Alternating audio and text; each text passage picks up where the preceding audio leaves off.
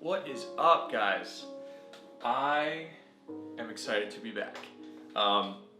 It has been a hectic past couple of months. As I'm sure everyone's been going through, the world has been essentially feeling like it's been ending for the past 4 months, and I have not really been able to take the time that I'd like to in order to put out these videos that I've been promising.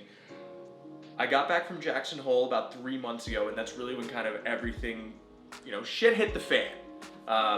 Right as I got back to my apartment, I spent 2 weeks kind of settling back in, seeing my friends, preparing us for this move, and that's when everything absolutely shut down, and since then it's really been weird.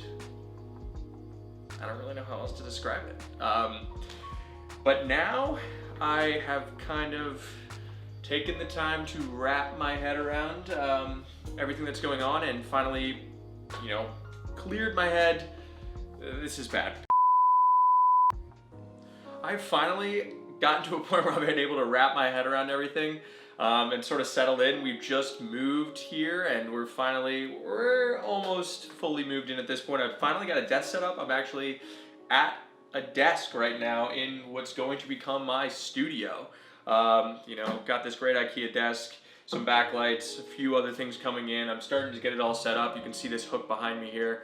It's getting to the point at, which I like it in terms of my aesthetic.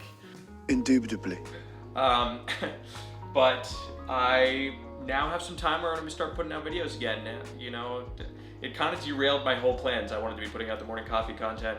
I shot all of this stuff out in Jackson Hole, and it gave me a lot of time to edit it once I got back. But really, since then, I've not been able to put out any new content. But I'm here now, and I've got a new video for you guys. And now that I've really spent some time with the GoPro Hero 8 Black here, and I've really tested in every type of situation. As a daily vlog camera, out on the mountain as an action cam.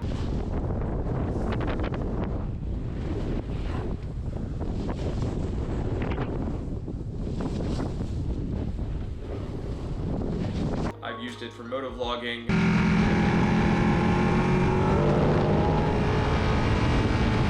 I've really put it through its paces and really been able to test this camera, and I feel comfortable now actually going ahead and sitting down and doing a full-scale review. So let's jump right in. Bloodstains all over the tablecloth, and I can never scrub them off. But I won't let you haunt me. All the stars in my body, they won't keep me. It's all time so cold, and I thought I'd never make it. I could feel my pulses fading. So is this camera the best camera for vlogging that you can get in 2020? That's the title of this video, and that's what I'm going to answer here. Short answer, it depends. I'm inclined to say yes.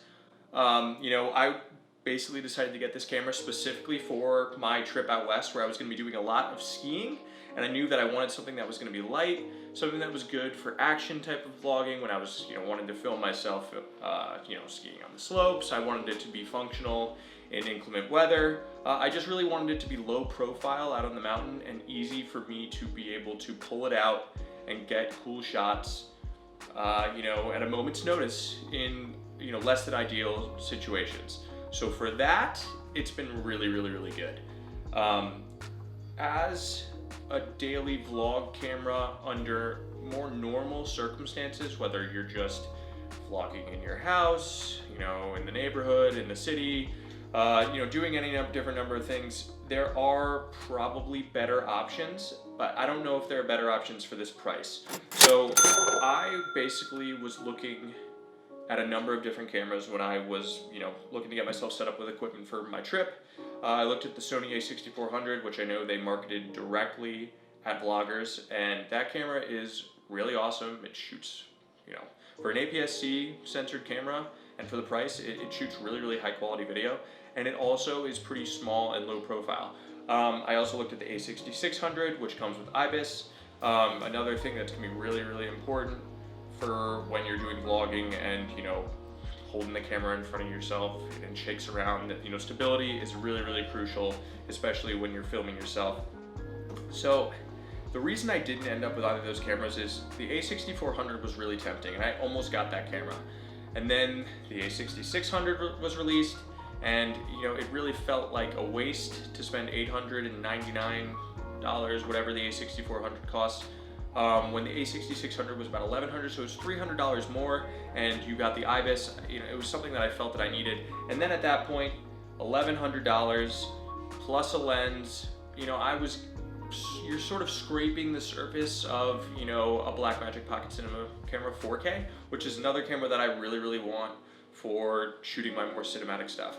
So for me, I just really couldn't justify the price for a vlog camera, especially when I'm looking at purchasing other cameras in the future. So at $500, all in for all the accessories for this GoPro Hero 5 Black, and even right now I think you can get it for like an absurd price, like $299. They're running a 4th of July sale. I'll link that below. You guys can check that out. It just made a lot more sense. I could spend $300, get a camera that still shoots 4K 60, 2.7K 120. Obviously, it's not going to have as much color bit. It's not going to have as high a resolution as a 4K coming out of an APS-C sensor from a Sony, but it still gave me the ability to vlog super low profile, shot the slow motion, the frames per second that I needed, and I couldn't justify spending more money, so I ended up with this. So having said that, and I'm sure a lot of you are sort of in a similar situation, if you're looking for something that is going to be your daily vlog camera and you want it to be super low profile, and you want to be able to shoot slow-mo, you want to be able to film yourself, you want to get good color, there are settings with this GoPro that it's not going to be the same as the Sonys. It's not going to be the same as those APS-C cameras, or even full frame if you want to spend more money. But it is high enough quality, especially for the type of content that you're going to want to be putting out for YouTube, if that's your thing, that it makes this camera really worth it for the price. So I would highly, highly recommend it. Having said that, there are some things about this that I didn't really enjoy. There is some aliasing around the edges with some of the shots in this camera. When you color correct it, you have to be very subtle with your colors because it starts to get oversaturated really quickly, and it really brings down the quality of your production fast. Even when you have this as a really, really flat color profile, which is the only way that I would recommend using this camera if you want to be using it for high quality online content. If you're just on the go, want to get stuff quick, that you're just posting on Instagram or just posting on social media, and you're not doing a lot of editing, then yeah, absolutely this camera puts out great color right out of the box if you use GoPro's internal software. But if you're going to be doing your own editing, I recommend the flattest color profile. However, it's just not at the same level as some of the other cameras. Let's talk about some of the things that I really, really like about this camera. I don't know why I keep repeating the words. I highly, highly recommend. I really, really like this camera, and here are a number of reasons why. Let me power this thing on right now, and I'll show you guys. So the first thing that I'm a huge fan of is the touchscreen. It's big, it's bright, it's vibrant. I found that even under really, really harsh lighting conditions, under harsh lighting conditions, it was still easy to see. I was able to get a really good sense of my framing, and it's touchscreen, which is awesome. So, in the past, GoPros have been kind of a pain to work with, just clicking a button to navigate through the menu. It made it really difficult to change the settings on the fly, and it just wasn't very intuitive. But here, some of the things I really like is you have all these different preset modes. And so I could go in and set all of the different settings and save them as a preset, and have all of my presets available at a couple touches of a button, depending on what I was shooting. So like here, I have set up for snow. This is what I was using primarily when I was on the mountain in Jackson Hole. My settings here, 4K 30, wide, hyper smooth on high. The lens was wide, so I could be able to capture myself when I was filming myself. I didn't have to worry about the framing or worry about cutting myself off when I was filming myself snowboarding down the mountain. Got the bit rate high. That meant I was getting as much possible data that the camera can handle. My ISO is at 100, my ISO max at 400, so the camera wouldn't be consistently adjusting my ISO based on the lighting. I was able to set the lighting myself before I took the shot, and I knew that it wasn't going to make changes. Sharpness is low, color profile flat, and wind noise on. especially when you're skiing, doing stuff like that. I want to make sure that I'm getting at least semi-decent audio as I'm talking to the camera. And that flat color profile and the low sharpness basically gives you the flattest image possible out of the camera, so that when you go to edit, you know, you have the most data and the least messed with footage to work with. And then I've got my standard, there are a few of these come in the camera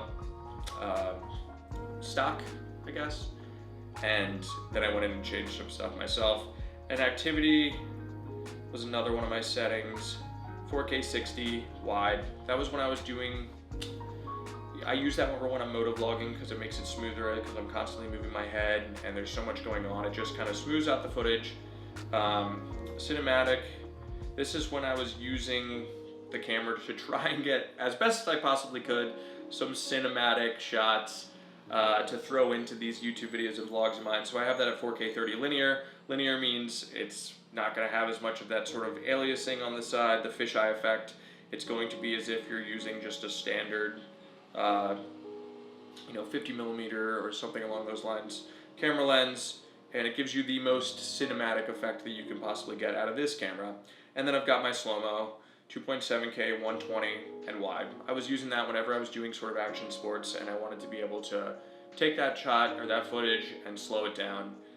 So it was really, really nice to be able to just, with a couple clicks, change these settings in the camera and know that I was just good to go, good to record, and you know, from there I would be fine. Now that I'm back, I will be getting a different camera that is just for vlogging. You know, I might come back to the A6400, the A6600. I definitely want something that is going to have, you know, a more robust capabilities in terms of post-production, give me a cleaner image, just give me some more flexibility. And now that I'm not going to be on the slopes all the time, I can use that as sort of my daily vlog camera. But that's not to say this will not be a great daily vlog camera for you. If you were looking for something that is lightweight, easy to use, and super low profile, and not very expensive, this can be an excellent vlog camera. And with all of the different media mods, the display mods that's coming out for the GoPro is definitely committing to turning this into a vlogging camera, a small vlogging camera for people who are looking for, you know, a low entry price to get into shooting that type of content. So if you're on the fence about getting one of these, I would highly recommend it. Because even if you do get one of the other cameras, it doesn't make the GoPro obsolete. And it's not going to make the GoPro obsolete for me. You know, just because I'm going to be using maybe a Fuji X-T4 or one of the Sony cameras as sort of my main cam for when I'm doing these vlogs in the future, I can certainly see myself using this GoPro under certain circumstances. You know, obviously when I'm doing my moto vlogs, this is the only camera that you can even really use. But as I'm going and doing stuff, hiking even, or going to the slopes, or if I'm at the beach, you know, you're places where you could get this thing wet, or you just really don't want to have to deal with battery life or storage, and you just want it to be simple, plug and play, shoot, get the content, I'm absolutely going to continue using this camera. So is it the best daily vlog camera? No.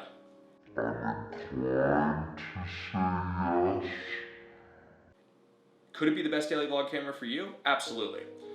So this is my first video back. I really wanted to take the time to review this camera after putting it through its paces for a couple of months. I hope you guys found this helpful. I'm going to be putting out more camera reviews, especially as I grab some of this new stuff here soon. I've got a ton more coming. I just bought a 959 Panigale. For those of you who don't know, that's a motorcycle, it's a Ducati, and I'm going to be doing a build for that. I already have a ton of parts coming in this week, and I'm going to be filming that. I'm going to be releasing episodes, I hope once a week. I know I've said that before, but I'm really, really trying to get that done. And some of it will be shot on this GoPro, so I will be using this still as my vlog camera in the meantime, but I have a new camera coming as well, and I will be doing a review on that soon, and I will debut that once it gets here. I'm going to keep it under wraps for now, but if you haven't already, it'd be really helpful. Like this video, subscribe. Let me know if you are considering getting one of these GoPros. I'm happy to answer more questions, and I'd be stoked if this video was the reason some of you guys decided to actually take the jump and get into vlogging and get yourself one of these cameras. So I will see you guys soon. You will see me fall apart. It's all